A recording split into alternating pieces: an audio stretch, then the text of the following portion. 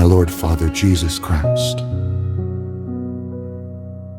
as I come before you tonight, I thank you that you are the God who heals, restores, and accelerates.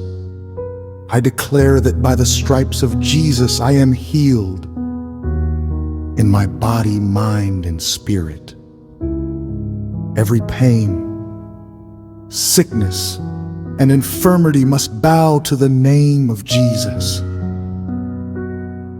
I declare restoration over everything that has been lost, stolen, or delayed according to Joel 2:25.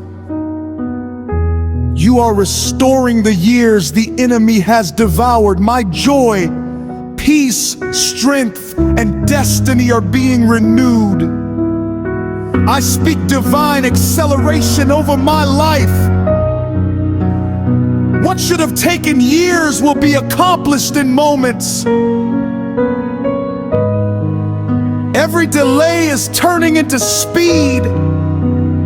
Every detour into divine direction. I will not miss my season. Grace is pushing me forward. Tonight I sleep in faith, knowing that you are working behind the scenes. Tomorrow I rise with healing in my body, clarity in my purpose, and favor on every side. In the mighty name of Jesus, amen.